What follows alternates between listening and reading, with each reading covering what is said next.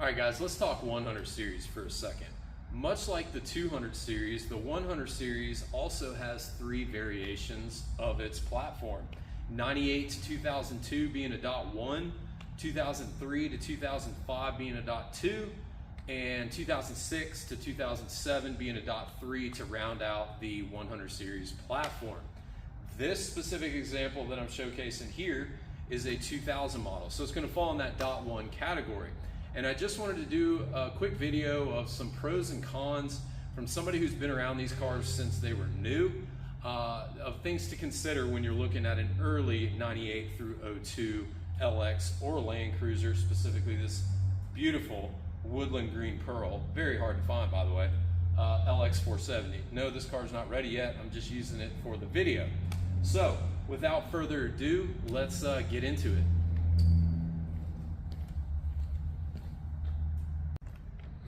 All right, so the first thing to think about when you're thinking about specifically a .1, an early 100 series, is how old these vehicles are now. For instance, this car is now 24, going on 25 years old. So unless it's already been replaced, whether it be, something mechanical, interior, whatever, everything on this car is approaching 25 years old. While the drivetrain, transmission, differentials, whatnot is extremely reliable, as we all know, everything else on the car is gonna fail in time, whether it be window motors, seat motors, door lock actuators, whatever it is. So that's something a lot of people I think overlook, is the fact that everything on this car now is almost 25 years old.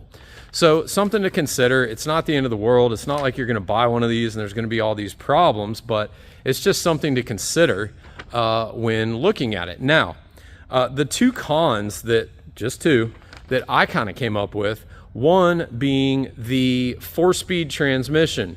Everybody knows in 03 they went to a 5-speed. This has the early version of the 4-speed transmission. So, what does that mean? A little bit higher gas mileage, probably not a ton, but a little bit more. It's also very noticeable when driving. Obviously, it's a 4-speed overdrive transmission. So what's gonna happen is your RPMs are gonna sit at a much higher space or place, I should say, than a 5-speed overdrive transmission. So in other words, at 80 miles an hour, you might be sitting at 3,000 RPM. So something to consider there. The other thing with these early .1 cars, there is no tech. You can't connect your phone.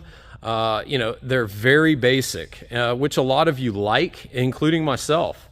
But for some of you, I know that's a concern. You're wanting something with a little more tech, backup cameras, whatever it may be, the ability to connect Bluetooth. You can't do that on these early .1 cars.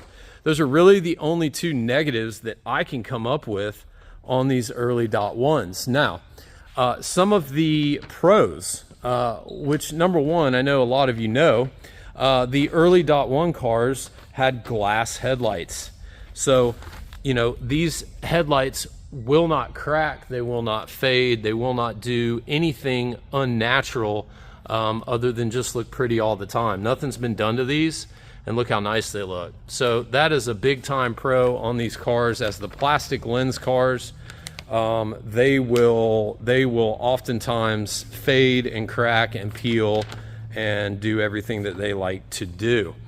Number two would be the fact that these early cars were made at the Araiko plant in Japan. So you're gonna see on these early cars, I believe 03 was the last year, on the right front doors, you're gonna see that sticker. And that is where this car was manufactured, at the Araiko plant in Japan. That specific plant has been making LandCruisers since the 40 series. So it's been around a very long time. And it's not super automated like some of the newer plants. So a lot of these early .1 cars are hand built, or much more hand built than some of the newer versions of the car. So you often hear people talking about these just being a little more higher quality. They have a better feel to them. Like for instance, when you're shutting doors, opening doors, that is true. And that's a big deal for these early cars. Another benefit, as I just said on a con, is there is not a lot of tech on this car.